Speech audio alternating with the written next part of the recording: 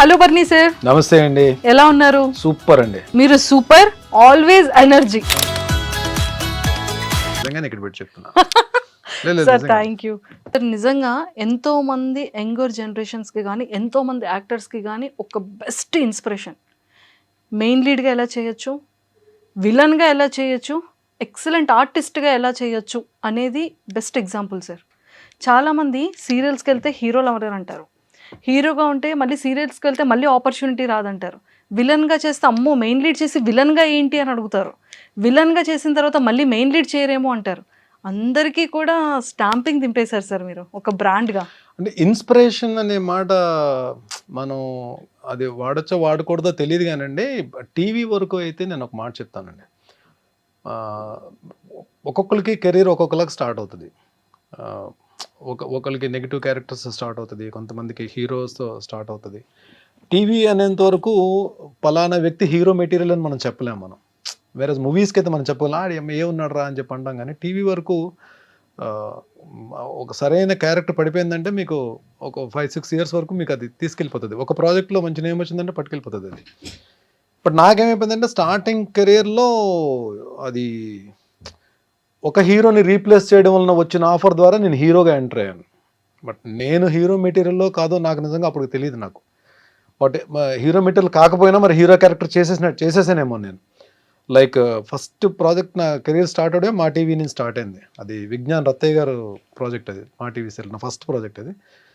అది చూసి సెకండ్ ఈటీవీలో కూడా హీరోని మళ్ళీ రీప్లేస్ చేయడం వల్ల మళ్ళీ దాంట్లో కూడా హీరోగా ఎంటర్ అయ్యాను మళ్ళీ. సో ఈ 2 పాజిటివ్ క్యారెక్టర్స్ చేస్తున్నప్పుడు జస్టిల్లో నుంచి కాల్ వచ్చిందండి నాన్న సీరియల్కి. ఆ 2 సీరియల్స్ చేస్తున్నంత వరకు నేను ఏదో వెళ్తుంది అంటే నన్ను అందరు ఆర్టిస్టులు కథ ప్రొడక్షన్స్ కలిపి తీసుకెళ్తున్నారు తప్ప నేను ఒక ఆర్టిస్ట్ అని చెప్పి నాకు ఒక కాన్ఫిడెన్స్ అది లేదు అప్పటికి. బట్ వేరేజ్ నాన్న సీరియల్ చేసిన తర్వాత మీకు జస్టిల్లో సీరియల్స్ అన్ని చూడండి, అంటే మిగిలిన సీరియల్స్కి జస్టిల్లో సీరియల్స్కి చాలా డిఫరెన్స్ ఉంటుంది. మీకు డైలాగ్ డిక్షన్ కానీ, మీకు స్క్రీన్ ప్లే కానీ, సీన్ టేకింగ్ కానీ మీకు డిఫరెంట్గా ఉంటుంది. So I got opportunity to work with Murali, చాలా మంచి డైరెక్టర్ ఆయన. ప్లస్ మీకు గున్నం గంగరాజు గారి కథలు ఎలా ఉంటాయి మీకు తెలుసు కదా. It's a wonderful character and ఆడియన్స్లోకి చాలా బాగా వెళ్ళింది ఆ క్యారెక్టర్. నాన్నలో నా క్యారెక్టర్ పేరు కూడా భరణియే. సో ఈ ప్రియాంక స్టార్ట్ అయిన తర్వాత ఈ నానా సీరియల్ వచ్చేటప్పటికి ఏమైందంటే అప్పటికే టీవీలో చాలా ఎక్స్పీరియన్స్ ఉన్న ఆర్టిస్ట్ తోటి నేను వర్క్ చేసే అవకాశం కలిగింది. లైక్ ప్రియాంక వచ్చేటప్పటికి హరిత గారు, సుమనశ్రీ గారు, ఫాతిమా బాబు గారు, నీరజ, అంటే వీళ్ళు ఏంటంటే సీన్ ఇస్తే తినేస్తారు. సో అలాంటి ఆర్టిస్ట్ కౌశిక్ అండ్ శ్రీరాజ్, వీళ్ళందరూ అప్పటికే కౌశిక్ చాలా సీరియల్స్ చేస్తున్నాడు. కౌశిక్ అప్పుడు పెద్ద హీరో కౌశిక్ టీవీకి. సో వీళ్ళందరితో అవకాశం చేసే యాక్ట్ చేసే ఆపర్చునిటీ దొరకడం వల్ల ఏమైందంటే నాకు వాళ్ళ నుంచి కొన్ని నేర్చుకోగలిగాను నేను. సో అది నాకు నాన్నకు వచ్చేటప్పుడు హెల్ప్ అయింది. నాన్న వచ్చేటప్పుడు కూడా చిన్న ఆర్టిస్టులు కదా, అనితా చౌదరి అండ్ నవీన్, వాళ్ళు అప్పటికి బాగా, ప్రీతి అమీన్, సో వీళ్ళందరూ కూడా అప్పటికి బాగా వెల్ ఎస్టాబ్లిష్డ్ అయిపోయారు వాళ్ళు. సో నానా సీరియల్కి చేసిన తర్వాత బయటికి వెళ్ళిన తర్వాత ఆడియన్స్ గుర్తుపట్టడం స్టార్ట్ చేశారు.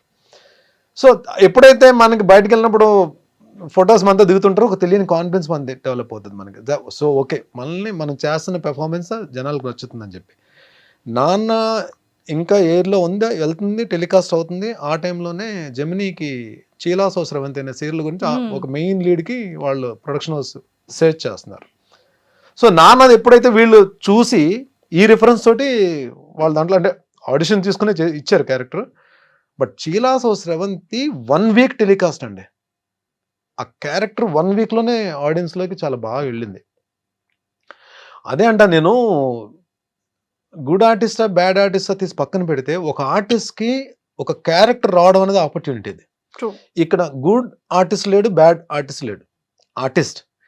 ఆర్టిస్ట్కి అలాంటి క్యారెక్టర్స్ రావడం నిజంగా ఆపర్చునిటీ. నిజంగా ఇవన్నీ స్టార్స్, టీవీ ఆర్టిస్టులు అందరూ మంచి ఆర్టిస్టులే అండి.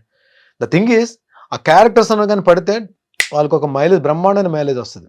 మీకు చూడండి కొన్ని ఇప్పుడు ఆర్కే నాయుడు అంటే మొగల్ రేకులు, అంటే టీవీస్లో వీళ్ళు ఏంటంటే ఎరా వెళ్తుంది అది. అలాగే నిరుపంకి కార్తీక దీపం, వీళ్ళకి ఒక సీరియల్ అంటే వాళ్ళు మొత్తం మారిపోతాయి, డైమెన్షన్స్ అన్నీ మారిపోతాయి మీకు. అలాగే నా వరకు వచ్చేటప్పటికి చీలాసో స్రవంతి అది నిజంగా నేను ఐ ఫీల్ నేను ఎప్పుడు కూడా చాలా హ్యాపీ ఫీల్ అవుతాను. అంటే రీసెంట్ టైమ్స్ లో కూడా నేను బయటికి 90s కిడ్స్ అందరికి కూడా చాలా ఫేవరెట్. ఇప్పటికీ అందరూ కూడా ఎవరైనా చైలాసో స్రవంతి గురించి మాట్లాడతారు. ఆర్టిస్ట్ గా నేను మాట్లాడుకోవాలంటే చైలాసో స్రవంతి ముందు తర్వాత మాట్లాడుకోవాలి. సార్, ఈ ఫిలిం అండ్ సీరియల్స్ ఈ యాక్టింగ్ కి బిఫోర్ గా అసలు బాటమ్ బాన్ ఎక్కడ, ఫ్యామిలీ బ్యాక్గ్రౌండ్ ఏంటి? నేను పుట్టింది రామచంద్రపురం అండి. స్కూలింగ్ అంతా నియర్ వైజాగ్, చెన్నైలో కూడా చదువుకున్నా. Father actually government employee, but my bad luck ఒక ఆయన సర్వీస్లో ఉండగానే 52 ఇయర్స్ అప్పుడు చనిపోయారు. అప్పుడు ఆయన ఉన్నంత వరకు నాకేం రెస్పాన్సిబిలిటీస్ అవి లేవు. తర్వాత నేను మదర్, తర్వాత నా వేరే ప్రొఫెషన్స్. ఆ తర్వాత 2003కి ఇంట్లో నాకు ఒక అన్నయ్య చెల్లి. సో డెఫినెట్గా ఇండస్ట్రీ కంటే ఎవరు ఒప్పుకోరు కదా, ఏం బాగానే ఉంది కదా నువ్వు ఈ ప్రొఫెషన్లో ఉన్నప్పుడు బాగానే ఉన్నావు కదా, మళ్ళీ అది వేరే ప్రొఫెషన్ ఎందుకు సెలెక్ట్ చేసుకున్నాను అని చెప్పి. యాక్టింగ్ అన్నది నాకు చిన్నప్పటి నుంచి నా డ్రీమ్ కాదు. యాక్టింగ్ అన్నది నేను ఆర్టిస్ట్ అవ్వాలని చెప్పి కోరిక కూడా నాకు లేదు. నేను వైజాగ్లో ఉన్నప్పుడు స్లిమ్ జిమ్లో వీ యూస్ టు ప్రాక్టీస్, జిమ్కి మార్నింగ్ వెళ్ళేవాళ్ళం. అదే జిమ్లో ప్రభాస్ గారు, ఆ టైంలో ప్రభాస్ గారు అక్కడే ట్రైన్ అయ్యేవారు. మన గౌతమ్ బ్రహ్మానందం గారు అబ్బాయి, ఎంఎస్ నారాయణ గారు అబ్బాయి, వీళ్ళందరూ కూడా అక్కడే వచ్చేవారు. వాళ్ళతో పాటు ఇంకొంతమంది ఆర్టిస్టులు కూడా వచ్చేవారు. అంటే వీళ్ళందరూ కూడా బాగా మాట్లాడేవారు. సో ఒక డిస్కషన్ జరుగుతున్నప్పుడు నేను 100 అబోవ్ ఉండేవాడిని, వెయిట్ 110 kgs ఉండేవాడిని పవర్ లిఫ్టింగ్ కొట్టిన తర్వాత. సో డిస్కషన్లో ఎవరో ఇలా పిచ్చపాటి మాట్లాడుకుంటే ఎవరో సరదా అన్నారు, భరణి కూడా ఇండస్ట్రీకి వస్తే బాగుంటుంది కదా అని చెప్పి. అంటే యువతలు ఇంకో అబ్బాయి ఎవరో, అప్పుడు నేమ్ రివీల్ చేయడం అనవసరం, అది తను ఏమన్నాడంటే, భరణి వచ్చిన ఇండస్ట్రీకి వచ్చిన విలన్ పక్కన కర్ర పట్టుకుని నిలబడి ఎస్ బాస్ అనే క్యారెక్టర్స్ తప్ప ఏమి రావు అని. తను ఏదో నన్ను కించపరచాలని ఏమో అనలేదు, తన ఫ్లోలో వచ్చేసింది అది అనేసాడు. బట్ అది ఎక్కడో నేను నా పనులు నేను చేసుకున్నా సరే, అది ఎక్కడో నాకు మైండ్లో కొంచెం ఇలా అనేసాడు ఏంటారు బాబు, అసలు యాక్టింగ్ ఏంటి, అసలు చూద్దామా, ఇండస్ట్రీకి వెళ్దామా. కొంతమంది ఏమో ఎంకరేజ్ చేశారు, కొంతమంది డిస్కరేజ్ చేశారు. సో నేనేదో నార్మల్గా ఈ ఫోటోషూట్కి వెళ్ళి ఫొటోస్ పట్టుకుని హైదరాబాద్ వచ్చాను, ఎవరికి చెప్పను, ఇంట్లో అమ్మకు కూడా చెప్పలా. హైదరాబాద్ వచ్చి ఎక్కడ మన ఈ అమీర్పేట దగ్గర ఏదో స్టూడియో ఉంటే, డబ్బింగ్ స్టూడియోలో ఉంటే ఫొటోస్ ఇచ్చేసి వెళ్ళిపోయాను. అప్పుడు ఆ టైంలో మా టీవీ సత్య సీరియల్కి హర్షవర్ధన్, మన అమృతం హర్షవర్ధన్ హీరోగా అన్నాడు. సో తనకేదో మరి వేరే స్క్రిప్ట్ ఏదో రాయడమో లేదా తను ఏదో బిజీగా ఉండడం వలన ఆ ప్రాజెక్ట్ నుంచి బయటకు వెళ్తున్నప్పుడు అది సేమ్ ఆ హీరో రీప్లేస్మెంట్ గురించి లక్కీగా నేను ఫొటోస్ ఇవ్వడం వల్ల నాకు కాల్ వచ్చింది. అలాగే నా ఇంట్రో జరిగింది. ఇంకా అక్కడి నుంచి 2003 నుంచి 2020 వరకు అసలు అంటే సీరియల్స్లో అయితే గ్యాప్ లేకుండానే వర్క్ చేశానండి. అంటే కలాం తల్లి బ్లెస్సింగ్స్ మరి ఏమో ఐ డోంట్ నో, ఎక్కడ గ్యాప్ అయితే తీసుకోలేదు. నెంబర్ ఆఫ్ సీరియల్స్ అన్ని ఆల్మోస్ట్ ఆల్ ప్రొడక్షన్ హౌసెస్లో చేశాను. రాఘవేంద్ర గారి కంపెనీలో చేశాను, దాసరి గారి కంపెనీలో చేశాను, ఆర్కా మీడియాలో చేశాను, అన్నపూర్ణలో చేశాను. అన్ని ప్రొడక్షన్ హౌస్లో నేను ఈటీవీ ఇన్ హౌస్ చేశాను, ఈటీవీ జస్టెల్లో చేశాను. సో ఆల్మోస్ట్ అన్ని ప్రొడక్షన్ హౌసెస్లో చేశాను. అలాగే లక్ ఏంటంటే దాసరి గారితో ఆయన డైరెక్షన్లో వర్క్ చేసే అవకాశం దొరికింది. మైథలాజికల్ ఏమో రాఘవేంద్ర గారి డైరెక్షన్లో వర్క్ చేసే అవకాశం దొరికింది. అలాగే ఇప్పుడు మూవీస్లో బోయపాటి గారు, హరీష్ శంకర్ గారు, బాబీ గారు, రీసెంట్ ఆల్మోస్ట్ చేయని డైరెక్టర్ లేరు, చేయని యాక్టర్ లేరు, ఒక్క నాగార్జున గారు తప్ప. నాగార్జున గారితో చేసే అవకాశం రాలేదు. ముందు రోజుల్లో అది కూడా వచ్చేసేమో, ఎవరు చెప్పారు, చూస్తాం మేము కూడా. సూపర్.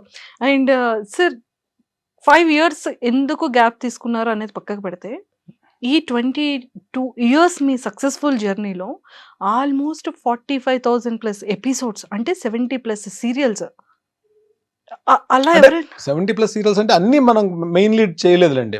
అంటే చిన్న characters, important characters, cameo role అన్ని చేశాను, క్యారెక్టర్ ఆర్టిస్ట్ గా, negative roles. But main lead, main villain, anti heroes గా చేసినవి ఆల్మోస్ట్ ఒక 35 to 40 ఉంటాయి.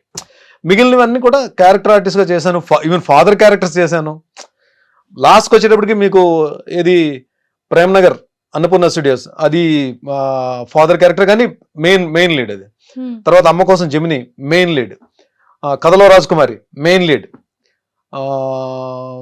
Punnaga main lead. అంటే ఎండ్లో కూడా చేసినవి అంటే మెచ్యూరిటీ ఉన్న క్యారెక్టర్సే కానీ, బట్ మెయిన్ లీడ్ క్యారెక్టర్సే చేశాను నేను. సూపర్. అసలు ఇలా అవుతుండగా అంటే సీరియల్ నుంచి స్టార్ట్ అయింది కదా సార్ మీ జర్నీ. ఫిలింలో ఎలా స్టార్ట్ అయింది? ఫస్ట్ ఫిలిం ఏంటి మీది? సో ఇది చెప్పాలండి, నా పని నేను చేసుకుని వెళ్తున్నా. ఒకరోజు నేను షూటింగ్లో ఉండగానే రాజీవ్ అన్న కాల్ చేశాడు. రాజీవ్ మేమందరం కూడా యూస్ టు ప్లే క్రికెట్ అందరం కూడా. రాజీవ్ అన్న కాల్ చేసి ఎక్కడున్నారా మీరంతా అని చెప్పంటే, ఇంకా 2-3 సరే మేము ఎలా అని చెప్పంటే, మేము ఫిలిం సిటీలో షూట్ చేస్తున్నాము యమదొంగ సినిమాకి, తారక్ హీరో యమదొంగ. సో నేను ఒక 4 కొన్ని క్యారెక్టర్స్కి ఒక 4 పేర్లు నేను సజెస్ట్ చేశాను. అంటే వాళ్ళకి కూడా కావాలి, కొంచెం ఫెమిలియర్ ఫేసెస్ కావాలి.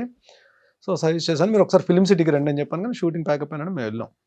వెళ్తే ఫస్ట్ టైం రాజమౌళి గారిని కలవడం. సో రాజీవ్ అన్న మమ్మల్ని ఇంట్రడ్యూస్ చేశాడు. చూసిన తర్వాత అన్ని క్యారెక్టర్లకి కో డైరెక్టర్ గారు మమ్మల్ని ఓకే చేస్తారు. నాది అందులో మోహన్ బాబు గారు రాజీవ్ కాంబినేషన్. రాజీవ్ అన్న ఇంద్రుడు, నేను వాయుదేవుడు. ఒక ఎపిసోడ్ ఉంటుంది, పెద్ద ఎపిసోడ్ ఉంటుంది, అది యముడు ఇంట్రో తోటి ఎపిసోడ్ ఉంటుంది. ఫస్ట్ టైం అంటే బిగ్ స్క్రీన్ కి వెళ్ళి రాజమౌళి గారితో వర్క్ చేసే అవకాశం. ఫిలిం డైరెక్షన్ రాజమౌళి గారితో స్టార్ట్ చేశారు. సో మొత్తానికి ఆ యమదొంగ సినిమా చేసి వచ్చాం. అంటే మంచి క్లోజులు పడ్డాయి. అప్పుడు క్లోజ్ పడితేనే హ్యాపీ కదా, మనకు ఒక సెపరేట్ క్లోజ్, బయటకు వచ్చి నాకు ఒక క్లోజ్ పడిందని చెప్పి. ఇది ఫస్ట్ ఎక్స్పీరియన్స్. అయితే సెకండ్ ఎక్స్పీరియన్స్ ఏమవుతుందంటే మనకి, అంటే టీవీని నేను తక్కువ చేయలేదండి. టీవీని ఎప్పుడు నెగ్లెక్ట్ చేయలేదు. టీవీ నాకు అన్నం పెట్టింది, టీవీ నాకు గౌరవం ఇచ్చింది, టీవీ నాకు సెలబ్రిటీ హోదా ఇచ్చింది, టీవీ నాకు ఫైనాన్షియల్ ఫ్రీడమ్ ఇచ్చింది, టీవీ నాకు అవార్డ్స్ తెచ్చిపెట్టింది, టీవీ నాకు ఒక రకంగా నన్ను ఒక మెట్టు పైకి తీసుకెళ్ళింది నాకు. సో టీవీయే నాకు జనాల్లో గుర్తింపు ఇచ్చింది, టీవీయే ఈవెన్ బిగ్ డైరెక్టర్స్ దగ్గరికి డోర్స్ ఓపెన్ అయ్యేటట్టు చేసింది. సో నేను వెళ్ళే ప్రాసెస్లో అంటే అటు మంచి ఉంటుంది, చెడు ఉంటుంది. మళ్ళీ వేరే సినిమా నుంచి కాల్ వచ్చింది, వేరే మూవీ నుంచి కాల్ వచ్చింది. అంతే కదా, మనం మంచి ఎగ్జైట్ అయిపోయి వెళ్ళిపోతాం కదా. వెళ్ళిపోయి టైమింగ్స్ కొనుక్కున్నాం, వెళ్ళిపోయాం. అప్పుడు నాకు కార్ కూడా లేదు, నేను బైక్ 2 వీలర్ మీద వెళ్ళేవాడిని. సో 2 వీలర్ మీద వెళ్ళిపోయి వాళ్ళు చెప్పిన లొకేషన్కి, అప్పుడు మనకి ఈ స్మార్ట్ ఫోన్స్ లేవు కదా, లైక్ అంటే 2000 స్మార్ట్ ఫోన్స్ లేవు, నార్మల్ ఫోన్సే. కనుక్కొని కోఆర్డినేటర్ పట్టుకుని లొకేషన్కి వెళ్ళిపోయాను. లొకేషన్కి వెళ్ళిపోయి వాళ్ళు ఒక యూనిఫామ్ ఇచ్చారు, యూనిఫామ్ వేసేసుకున్నాను. ఫస్ట్ టైం నేను పోలీస్ ఆఫీసర్ అని చెప్పి ఒక చిన్న ప్రౌడ్ తోటి లొకేషన్లోకి ఎంటర్ అయ్యాను. హాల్లోగా ఆశీష్ విద్యార్థి కాంబినేషన్ అని చెప్పన్నారు. అప్పటికి ఆశీష్ విద్యార్థి బాగా మూవీస్లో బాగా వస్తున్నారు ఆయన. లోపలికి వెళ్ళేటప్పటికి ఒక 200 మంది పోలీస్ ఆఫీసర్స్ ఉన్నారండి. నా అలాగే యూనిఫామ్ వేసుకుని అందరూ ఉన్నారు. నాకేం అర్థం కాలే ఒక్క నిమిషం. సో నన్ను కొంచెం ఫిట్గా ఉన్న వాళ్ళని, కొంచెం ఆ యూనిఫామ్ కరెక్ట్గా క్యారీ చేసే వాళ్ళని కొంతమందిని, ఒక 30 మందిని సెలెక్ట్ చేసి ఫస్ట్ 3 లైన్స్లో నిలబెట్టారు. నేను 3rd లైన్లో ఉన్నా. ఒకసారి కెమెరా అలా వెళ్ళినప్పుడు సినిమా చూస్తే నా ఫేస్ తెలిసే లోపల కెమెరా వెళ్ళిపోతుంది, మళ్ళీ బ్యాక్ నుంచి ఒక షాట్ వెళ్తుంది. 2 షాట్లు ఉంటాయన్నమాట మొత్తం సినిమాలో. సో నేను వచ్చి షాట్లో నిలబడిన తర్వాత నేను ఈ క్యారెక్టర్ చేయనని చెప్పలేను నేను. సో నేను డిసైడ్ అయిపోయాను. So we have to experience it, we have to face it. అక్కడికి వచ్చిన తర్వాత నేను చేయనండి అని చెప్పడం కూడా కరెక్ట్ కాదు. వాళ్ళ ఆ తక్కువ టైంలో వేరే అంటే ఆ వర్డ్ కూడా నాకు నచ్చదు. జూనియర్ ఆర్టిస్ట్ అనడం కూడా నాకు నచ్చదు. జూనియర్ ఆర్టిస్ట్ కూడా వాళ్ళు కూడా ఆర్టిస్ట్లే. నేను ఆ జూనియర్ అనే పేరు వాడడం కూడా నాకు నచ్చదు. Even I respect them. నేను వాళ్ళు నిజంగా వాళ్ళతో చాలా గౌరవంగా, చాలా పద్ధతిగా మాట్లాడతాను. లొకేషన్స్ ఒకటి అక్కడ వాళ్ళు కూడా నన్ను బాగా ఇష్టపడతారు నన్ను, ఎందుకంటే చాలా మందితో వర్క్ చేశాను కదా నేను. వాళ్ళు కూడా ఇష్టపడతారు. సో ఏమైపోయిందంటే లంచ్ బ్రేక్ వచ్చేటప్పటికి బయటకు వెళ్తే మొత్తం ఈ 300 మందితో లైన్లో నిలబడి ప్లేట్ పట్టుకుని వెళ్ళాలి, ఉంటుంది కదండి. So I had lunch. నాకు ఎక్కడో ఒకటి నేను చేసిన కరెక్టా రాంగా ఒక తెలియని జడ్జిమెంట్లో ఉన్నాను, అలాగనే వెళ్ళలేను. బట్ నా మనసుకు నేనే సమాధానం చెప్పుకున్నా, నో, ఇది జరగాలి, నువ్వు అన్నీ ఫేస్ చేయాలి ఇండస్ట్రీకి వచ్చిన తర్వాత.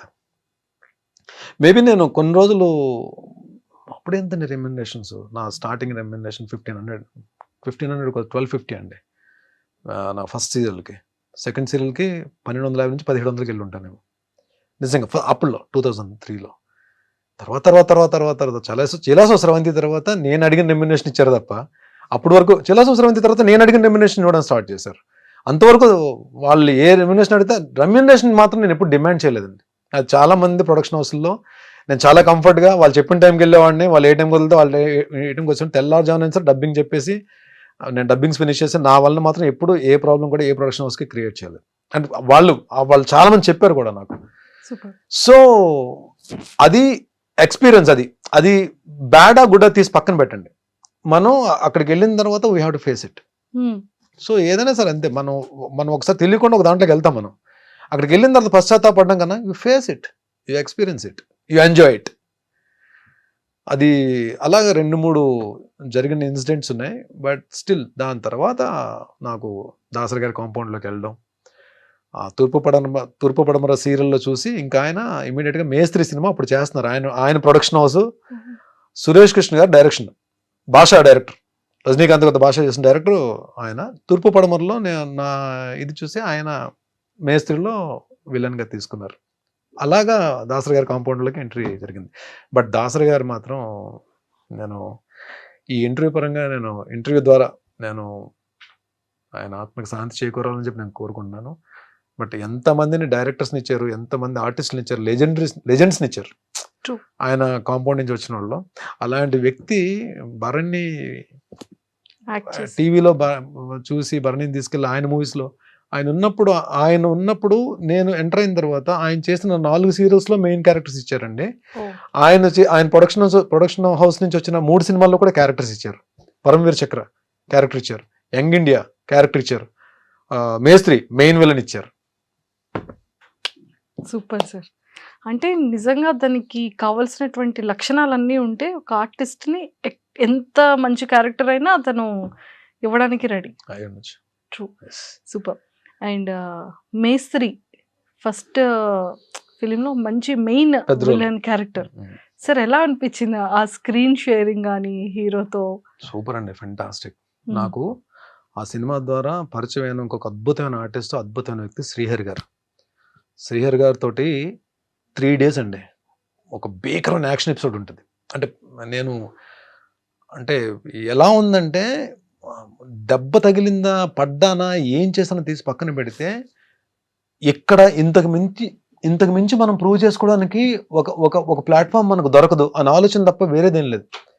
అందులో మీకు చాలా తక్కువ మంది ఆర్టిస్టులు ఈ యాక్షన్ దీంట్లో పర్ఫెక్ట్ టైమింగ్తో ఉంటారు. అంటే పంచ్ పడిపోద్ది మన మీద అన్నట్టు ఉంటుంది తప్ప ఇక్కడికి వచ్చి అవుతుందండి పంచ్ నిజంగా తగిలినట్టు ఉంటుంది. మనకి మూవీస్లో చూస్తే దానికి స్పెషల్ ఎఫెక్ట్స్ వేయకపోయినా సరే పంచ్ మనకు పడిపోయినట్టు ఉంటుంది. అలా ఉంటుంది శ్రీహరి గారి టైమింగ్. మీకు మెగాస్టార్ చిరంజీవి గారు ఒకరు, శ్రీహరి గారు ఒకరు, కొంతమంది చాలా తక్కువ మంది హీరోస్ ఉన్నాయి ఆర్టిస్ట్లో. మనకి ఆర్ఆర్ లేకపోయినా, స్పెషల్ ఎఫెక్ట్స్ లేకపోయినా, నార్మల్గా ఏమీ లేకుండా చూసిన సరే పంచ్ తగిలేసినట్టు ఉంటుంది. అంటే అంత టైమింగ్లో ఉంటుంది అలా యాక్షన్ ఇది. ఆ యాక్షన్ సీక్వెన్స్లో శ్రీహరి గారు ఒక మాట చెప్పారు, చాలా మంచి ఫైట్ జరుగుతుంది, వెళ్ళి పడిపోతే కట్ అని చెప్పి వచ్చేసారు నా దగ్గర శ్రీహరి గారు. నా తెలంగాణ యాస ఉంటుంది కదా, తమ్ముడు అని చెప్పి తమ్ముడు అని మాట్లాడి, ఇది మీ కెరీర్, ఇప్పుడే మీరు స్టార్ట్ చేస్తున్నారు కెరీర్. సో ఎలా ఉంటుందంటే మీ దీంట్లో మీలాంటిది అంటే మీ కెరీర్ స్టార్టింగ్లో ఎవరికైనా సరే ఆలోచన ఎలా ఉంటుందంటే మనం ప్రూవ్ చేసేసుకోవాలని ఉంటుంది. ఈ ఆలోచన, ఈ తపన ఉంది దీంట్లో. మీరు సరౌండింగ్స్ చూసుకోరు. ఇప్పుడు చూడు, నేను వచ్చి ఆయన ఏంటంటే ఇక్కడ పడ్డావు కాబట్టి సరిపోయింది, ఇక్కడ పడితే చూడని చూపిస్తే అక్కడ ఏముందంటే 2 మేకులు ఉన్నాయన్నమాట. అంటే వెళ్ళి పడితే హెడ్ తగిలిందంటే అయిపోయింది, నీ కెరీర్ అయిపోయింది. ఇక్కడతో నీ కెరీర్ అయిపోతుంది Bharani. This what you want అంటే మనం అమ్మా నాన్నలకి మనం చెప్పుకుని, మన పేరెంట్స్కి కానీ, మన బ్లడ్ రిలేషన్ కానీ చెప్పుకుని ఒక చోట వర్క్ చేసినప్పుడు ఎన్నో ఆశలు పెట్టుకుంటారు. బట్ ఇలాంటిది మనం యాక్షన్, ఎస్పెషల్లీ యాక్షన్ సీక్వెన్స్ అప్పుడు నువ్వు పడేటప్పుడు వీళ్ళు కూడా ఇక్కడ అందరూ ఉంటారు, కానీ ఎవరు వర్క్లో వాళ్ళు బిజీ ఉంటారు, అన్నీ చూసుకోవాలని లేదు, మనమే చూసుకోవాలి జాగ్రత్తగా అని చెప్పి ఒక 5 minutes క్లాస్ తీసుకున్నారు ఆయన. అంటే ఇవన్నీ అంటే నాకు కెరీర్ స్టార్టింగ్లో ఇలాంటి అడ్వైజ్లన్నీ కూడా నాకు చాలా హెల్ప్ అయ్యాయి. నాకు ట్రూ, నిజంగా ఇంత మంచి యాక్టర్కి ఏదైనా అయ్యుండుంటే, దెబ్బ తగిలి ఉండుంటే, ఫేస్ కి ఏదైనా అంటే మంచి యాక్టర్ చెడ్డ యాక్టర్ తెలియదు కానీ దెబ్బ తగిలింటే మాత్రం డెఫినెట్ ప్రమాదం. అంటే ఆ సినిమాలో ఇద్దరితో పెద్ద యాక్షన్, మోహన్ బాబు గారితో యాక్షన్ సీక్వెన్స్.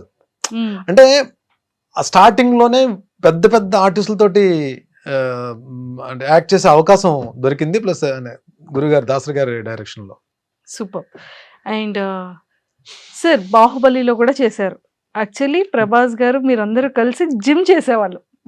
స్టార్టింగ్ ప్రభాస్ గారు స్టార్టింగ్ అంటే ఒకటే జిమ్ కలిసి, అంటే అదే టైంలో మేము చేస్తున్న టైంలో ఆయన ప్రభాస్ గారు కూడా వచ్చేవారు, but same gym, slim gym లోనే ఆయన కూడా వచ్చేవారు. Same gym. సో యాక్టింగ్ చేసేటప్పుడు అంటే ఆ బాహుబలిలో ఉండేటప్పుడు ఆ ఇంట్రాక్షన్ జరిగిందో ఇద్దరు? ప్రభాస్ గారికి నాకు కాంబో లేదండి, కానీ ప్రభాస్ గారు రాణా గారు ఇద్దరు కూడా లొకేషన్ లోనే ఉండేవారు. ఎందుకంటే ఏదో ఒకటి అక్కడ ఏదో ప్రాక్టీస్ జరుగుతూనే ఉండేది. బట్ నాకు ఆయన నేను ఎందుకంటే ఒక్క రాజమౌళి గారు లొకేషన్ లోనే ఏంటంటే అక్కడ చిన్న ఆర్టిస్ట్ పెద్ద ఆర్టిస్ట్ అవి ఏమి ఉండవు, అందరు కలిసి కూర్చొని లంచ్ చేస్తారు. లంచ్ లో అందరు మొత్తం ఆల్ రమా మేడము, డైరెక్టర్ రాజమౌళి గారు, వల్లి గారు మొత్తం అందరూ ఒక దగ్గర కూర్చుంటారు, ఆర్టిస్టులు అందరూ ఒక దగ్గర కూర్చుంటార్. నాకేంటి అప్పటికే ప్రభాస్ బాహుబలి 1 కన్నా ముందే ఆయన బాగా ఎస్టాబ్లిష్ అయిపోయారు. ఆయన టాప్ దీంట్లో ఉన్నారు. అందరు రానాగారాలు అందరూ కూర్చుంటే నాకు అక్కడ అదే టేబుల్ మీద నాకు ప్లేట్ పెట్టారు. మనకి చిన్న బ్యాడ్ ఎక్స్పీరియన్స్లు ఉన్నాయి కదా, ఎక్కడో చిన్నది ఉంటుంది, ఒరే బాబు మనకు నిజంగానే అక్కడికి వెళ్ళి కూర్చునే స్థాయి ఉందా, అర్హత ఉందా, ఇలా అంటే మన ఆలోచన ఇలా ఉంటుంది. So I don't know, but ఇమీడియట్గా అంటే వాళ్ళు ఏంటంటే ఓన్ చేసేసుకుంటారండి, అక్కడ మనిషిని ఓన్ చేసేసుకుంటారు. వాళ్ళే అడిగేస్తారు, మనం ఇది కావాలని చెప్పి మనం ఏది అడగక్కర్లేదు. మరిని రామ్మ కూర్చో రమా గారు పిలిచేస్తారు, రమా గారే మనకి ఏమన్నా కావాలంటే టచ్ అప్ ఆవిడే చేసేస్తారు, రమా మేడమే మన ఆర్నమెంట్స్ ఏమైనా ఉంటే ఆవిడే సెట్ చేసేస్తారు. అసలు మనం ఇది కావాలి, ఇది ఏంటి మన మిర్రర్లో కూడా చూసుకోవాల్సిన అవసరం లేదు. షార్ట్లోకి వెళ్ళినప్పుడు పర్ఫెక్ట్గా తీసుకెళ్ళి నిలబెడతారు. అంటే వాళ్ళు ఆర్టిస్ట్ని మాత్రం భలే ట్రీట్ చేస్తారండి. అది మాత్రం ఆ లొకేషన్లో అంటే వర్కింగ్ స్టైల్ అలాగే ఉంటుంది, బట్ ట్రీట్మెంట్ కూడా అలాగే ఉంటుంది. బట్ ఆ టైంలోనే మాట కలిసాం కానీ, బట్ అప్పటికి నేను నా గెటప్లో ఉన్నాను, అది మార్తాండవర్మ క్యారెక్టర్. ప్రభాస్ నన్ను చూసి ఆయన ప్రభాస్ గారు గుర్తుపెట్టుంటారు, బట్ నేను ఎప్పుడు అక్కడ ఒక 3 days 4 days ఆయన వచ్చున్నారు ఆయన లొకేషన్కి. బట్ నేను కలిసి మన ఇద్దరం స్లిమ్ జిమ్లో కలిసి వర్క్ చేసాం అని చెప్పి నేను ఛాన్స్ తీసుకొని చెప్పలేదు నేను. బట్ చెప్పినా ఆయన డెఫినెట్గా పాజిటివ్గా రియాక్ట్ అవుతారు, I know about him. But నాకేందుకంటే నేను ఫస్ట్ టైం అంత పెద్ద దీంట్లో రమ్యకృష్ణ గారు, నాజర్ గారు, సత్యరాజ్ గారు వీళ్ళందరూ కాంబినేషన్ ప్లస్ ఒక 500 మంది జూనియర్ ఆర్టిస్టులు, వీళ్ళందరితో కలిసి అది ఎపిసోడ్ కదా నాది. నా టెన్షన్లో నేను ఉన్నాను. ప్లస్ ఎందుకంటే నేను ఈ మూవీ యమదొంగకి రాజీవ్ అన్న రిఫరెన్స్ తోటి వెళ్ళాం కాబట్టి ఆ క్యారెక్టర్ ఏం తీసుకోలేదు. బట్ దీనికి ఆడిషన్ ఆయనే చేశారు. ఆయన ఆఫీస్కి పిలిచి ఆయన హోమ్ థియేటర్లో కూర్చొని మొత్తం డోర్స్ అని వేసేసి ఆడిషన్ తీసుకున్నారు రాజమౌళి గారు ఆ క్యారెక్టర్. తెలుగు తమిళ్ 2 డైలాగ్స్ చెప్పాలన్నమాట. అంటే సేమ్ డైలాగ్స్, తెలుగు వెర్షన్ ఒక షాట్, తమిళ వెర్షన్ ఒక షాట్. ఆ టెన్షన్, తమిళ డైలాగులు కూడా ఉన్నాయని చెప్పి ఆ దీంట్లో ఉండేవాడిని కాబట్టి ఎవరిని పెద్ద పలకరించి నా పనిలో నేను ఉండేవాడిని అనమాట. But it was a great experience working with Rajamouli sir. కలాం తల్లి.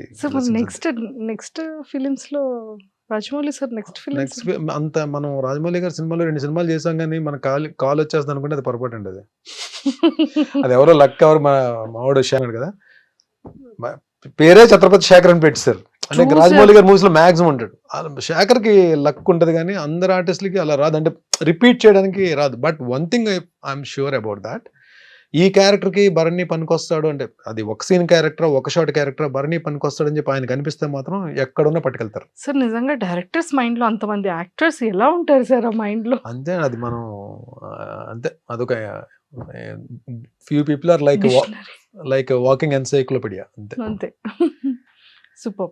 అండ్ చాలా మంది యాక్టర్స్ తో కూడా చేశారు. అంటే బాలయ్య బాబు గారు అఖండ 2లో కూడా ఉన్నారు. అఖండ 2 చేస్తున్నాను మీకు ఎలా ఎవరు చెప్పారు? మీరు అంటే మేము బ్యాక్ ఎండ్ రిలీజ్ అవ్వలేదు కదండి. రిలీజ్ అవ్వకపోయినా పర్లేదు సార్, కానీ అఖండ 2లో ఉన్నారు సార్. అఖండ 2లో బాగుంటుందండి, మంచి యాక్షన్ ఎపిసోడ్ ఉంటుంది. అంటే అది సిచ్యువేషన్ ఏంటని నేను చెప్పడం కరెక్ట్ కాదు కానీ మంచి ఎపిసోడ్ ఉంటుంది. నన్ను కొట్టిన తర్వాత ఆయన చెప్పే డైలాగులు పేలిపోతాయి, నెక్స్ట్ లెవెల్ ఉంటాయి. అంటే ఆ మూమెంట్ ఉంటుంది. ఆయన బాలయ్య గారు అంటే బాలయ్య గారు బోయపాటి గారు అంటే మీకు డైలాగ్స్ ఎలా ఉంటాయో తెలుసు కదా, మామూలుగా ఉండదు అది. అలాంటిది ఆ ఎపిసోడ్లో చెప్పే స్ట్రాంగ్ డైలాగ్స్, అంటే మంచి జనాల్లోకి వెళ్ళే డైలాగ్స్ నన్ను కొడుతూ చెప్తారు, అది బాగుంటుంది dialogues. Super sir. Balayya Babu గారికి మీకు ఏమైనా మెమరబుల్ మూమెంట్స్ ఏమైనా?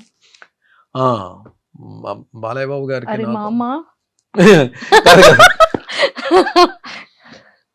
బాలయ్య బాబు గారు యాక్చువల్లీ నేను ఆయనతో డిక్టేటర్ అనే మూవీ వచ్చింది శ్రీవాస్ గారి డైరెక్షన్లో. నేను ఆయనతో క్యారెక్టర్ చేశాను కానీ అది నా అదృష్టం వల్ల ఏంటో అది ఎడిటింగ్లో క్యారెక్టర్ లేచిపోయింది. ఒక 2-3 షార్ట్స్లోనో ఒక మ్యాక్సిమం ఒక 5 షార్ట్స్లోనో ఉంటాను నేను. అప్పుడే బాలయ్య గారు బాలయ్య బాబు కొంచెం పరిచయం. బాలయ్య ఆయన ఎనర్జీ లెవెల్స్ అంటే ఆన్ స్క్రీన్ మీకు చూసింది చాలా తక్కువ అండి. ఆఫ్ స్క్రీన్ కూడా చాలా ఎనర్జెటిక్గా ఉంటారు ఆయన. సో లొకేషన్లో మార్నింగ్ 6:30, 6:45 ఫస్ట్ షాట్. వీళ్ళు ఏంటంటే ప్లాన్ చేసుకుంటారు కదా యాక్షన్ సీక్వెన్స్లు అన్నప్పుడు. ఆర్టిస్టులు అందరూ ఉన్నప్పుడు, అంతమంది ఆర్టిస్టులు ఉన్నప్పుడు కొంచెం టైం టేకింగ్ ఎక్కువ ఉంటుంది కదా. బట్ ఈవెన్ దో వాళ్ళు 7:30కి ఫస్ట్ షాట్ పడితే ఏమవుతుందంటే వాళ్ళకి వర్క్ ఫాస్ట్ అవుతుంది. సో 7:30 అనేటప్పటికి మనం ఏమనుకుంటాం మామూలుగా, ముందు వేరే షార్ట్స్ తీసి తర్వాత హీరో గారు వచ్చిన తర్వాత ఫస్ట్ షాట్ 7:30కి ఆయన షాట్ పడుతుంది బాలయ్య గారు. అంటే ఆయన ఏంటి 6కి ఎంతకు వచ్చేయాలి కదా. ఈయన 6కి వచ్చేస్తారని చెప్పి మనం కాంబినేషన్లో ఉంటాం. ఏ షాట్ పడతారో తెలియదు కదా. మనకు ఒక టైం చెప్పేస్తారు 6:45 విత్ మేకప్ అని చెప్తే మనం ఫిలిం సిటీలో షూటింగ్ అంటే ఇక్కడ 5కి బయలుదేరాలి. ఎన్ని రోజులు నేను ఒక్క 2 minutes అయినా ఆయనకన్నా ముందుందని ట్రై చేసిన. లాస్ట్ వర్కింగ్ డే ముందు రోజు ఏంటో ఆయన కారు కరెక్ట్గా ఎంటర్ అవుతుంది ఫిలిం సిటీలోకి, ఆయన వెనక నేను ఎంటర్ అయ్యాను. అదొక రోజు అంటే అచీవ్ చేయగలిగాను అనమాట. అంటే అట్లీస్ట్ ఆ కార్ని కొంచెం వెళ్ళగలిగాను. ఆయన బాబోయ్ నెక్స్ట్ లెవెల్ అండి బాబు. పంక్చువాలిటీ కానీ ప్లస్ ఇంకోటి మనం యాక్షన్ సీక్వెన్స్లు కానీ బాగా చేసి టైమింగ్లో చేస్తే ఆయన చాలా బాగా మెచ్చుకుంటారు. నాకు దీంట్లో కొన్ని రిస్కీ షాట్స్ ఉంటాయి, అంటే రోప్ షాట్స్ అవి ఉంటాయి. అది లక్కీగా ఏంటంటే అంతమంది మనకి ఎలా ఉంటుంది మన మైండ్ సెట్, అంతమంది ఆర్టిస్టులు వెయిట్ చేస్తున్నప్పుడు, ఇంత ప్రొడక్షన్ హౌస్, ఒక పక్క ఫైట్ మాస్టర్స్, ఒక 2 కెమెరాస్, వీళ్ళందరూ ఉన్నప్పుడు మనం ఒక సింగిల్ టేక్ చేయకపోతే మన గురించి అందరూ మళ్ళీ వెయిట్ చేయాలి. మనకు అది ఒకటి ఉంటుంది కదా మైండ్లో. లక్కీగా ఒక రిస్కీ షాట్ సింగిల్ టేక్లో అయిపోయింది. ఇమీడియట్గా బాగా అన్నారా. Super sir. అంటే ఒక యాక్టర్కి ఇలాంటి నెగిటివ్ క్యారెక్టర్స్ వచ్చేటప్పుడు ఇది చెప్పడం మర్చిపోయాను. మనం యాక్షన్ సీక్వెన్సెస్లో అలాంటి రిస్కీ షాట్స్ మనం చెయ్యాలి. మనం కెమెరా ముందు నిలబడి డైలాగ్స్ చెప్పడం కూడా కాదండి. ఇప్పుడు ఈ రోజు రేపు మనకి అంటే ఆల్మోస్ట్ ఈవెన్ ఓటీటీ ప్లాట్ఫామ్ కానీ, ఈ మా బిగ్ స్క్రీన్స్ కానీ, పెద్ద హీరోస్ చేస్తున్నప్పుడు ఎక్కడో జరిగే యాక్షన్ సీక్వెన్స్లో పడతాం మనం వెళ్ళి. సో కదా, ఈ యాక్షన్ సీక్వెన్స్లో పడినప్పుడు రిస్కీ షాట్స్ చేయడానికి మనం అమ్మో ఈ షాట్ నేను చేయలేను అన్నాం అనుకోండి, అక్కడ డూప్ని పెట్టి చేయించవచ్చేమో, కానీ నెక్స్ట్ మూవీ మళ్ళీ మనకు కాల్ రాదు. What it you have to risk there. అక్కడ రిస్క్ చేయాలి. నేను చేయలేను అంటే ఆ టైంకి డూప్ని పెట్టేస్తారు. మన కాస్ట్యూమ్ తీసేసి డూప్ కేసి ఆ షార్ట్ ఫినిష్ చేస్తారు. కానీ అక్కడ ఏమవుతుంది నెక్స్ట్, బర్నీ వద్దులండి యాక్షన్ సీక్వెన్స్ 100కి మనోడు చేయలేనని చెప్పంటాడు. అది వెళ్ళిందంటే కరెక్ట్ కాదు. అది మనం రిస్క్ చేయాలి. ఆ రిస్క్ చేయాలంటే మనకు ఫస్ట్ ఉండాల్సింది ఏంటి? ఫిజికల్ ఫిట్నెస్ ఉంటే, మనం ఫిట్నెస్లో ఉంటే ఎలాంటి రిస్క్ షాట్ అయినా చేయడానికి మనకి ముందు చెప్పేస్తుంది. ఇది connection between heart and mind. ఇది గట్స్, దీన్ని జాగ్రత్తగా తీసుకెళ్ళరా అని చెప్పి ఆ టైమింగ్లో కానీ చేయగలిగితే మనం happily we can do. Super.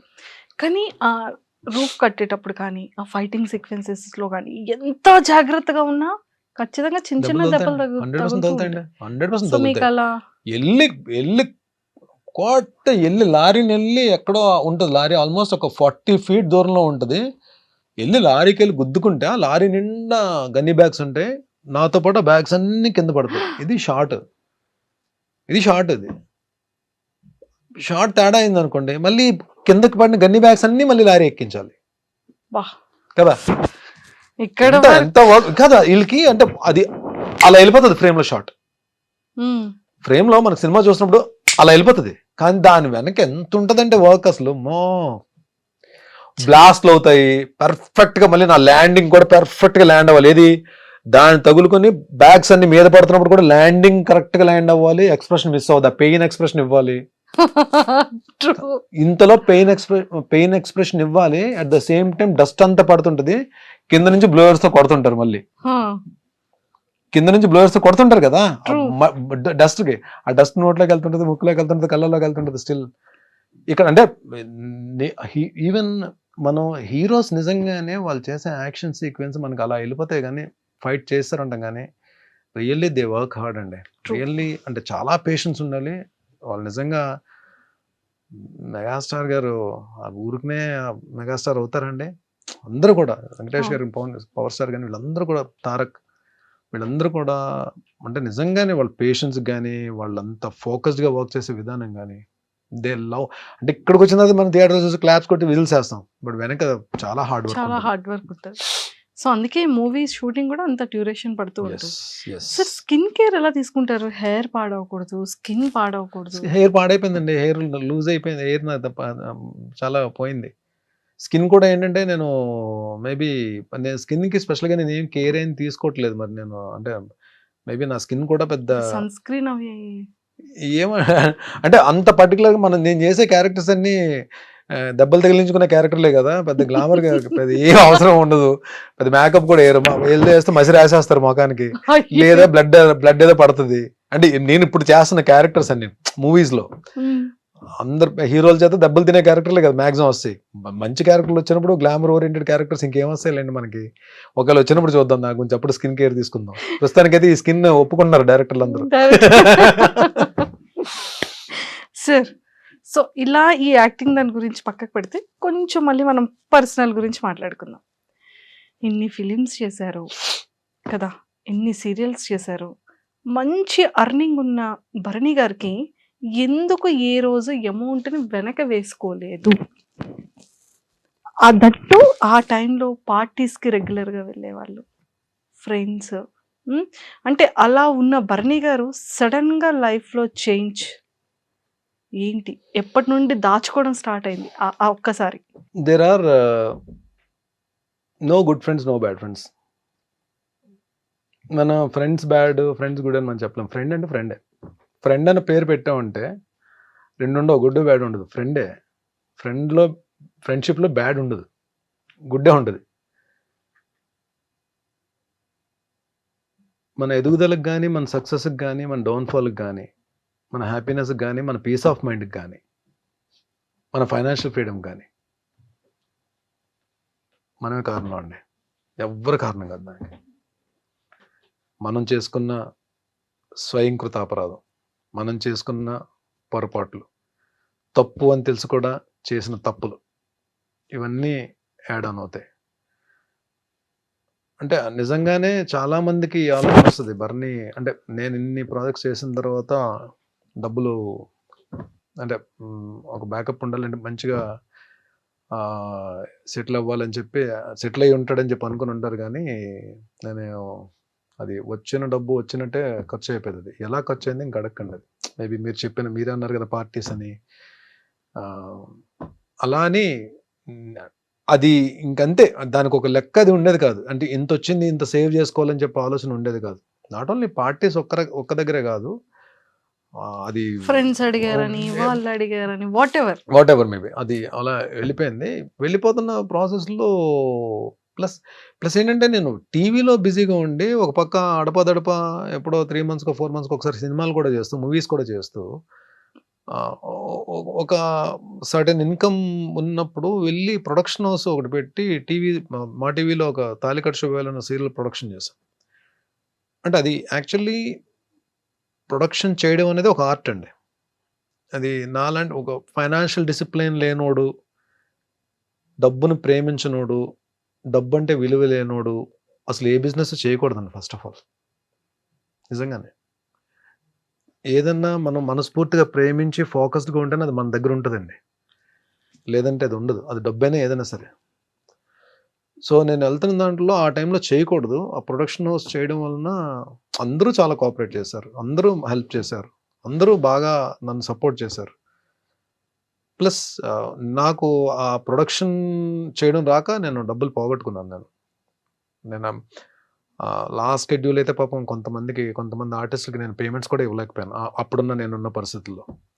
ఏవైతే ఇంట్రెస్ట్లకి తెచ్చిన అమౌంట్స్ అయితే ఉన్నాయో అవి క్లియర్ చేయగలిగాను తప్ప, లాస్ట్ షెడ్యూల్ నేను కొంతమందికి పాపం నేను ఇవ్వలేకపోయాను. బట్ వాళ్ళు కూడా తెలిసిన తర్వాత ఆర్టిస్టులే కాబట్టి కొంతమంది బాధపడి ఉండొచ్చు, కొంతమంది మాత్రం సరే డబ్బులు బాగా పోయాయి కదా అని చెప్పి కొంతమంది, అంటే లాస్ట్ షెడ్యూల్ వరకు అయితే మొత్తం క్లియర్ చేస్తాను, అందరికి ఎవరికి ఇది లేదు. కొంతమందికి నేను ఇవ్వలేకపోయాను, వాళ్ళు కూడా అడగలేదు. బట్ డెఫినెట్లీ వాళ్ళకి ఏదో రోజు నేను పిలిచి మరి నేను అంటే చిన్న చిన్న పెద్ద పెద్ద అమౌంట్లు ఏం కాదులేండి.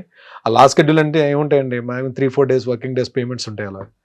అవి ఒక ముగ్గురికి నలుగురికి అంతే. ఇది ఏ ఇయర్ లో సార్ జరిగింది?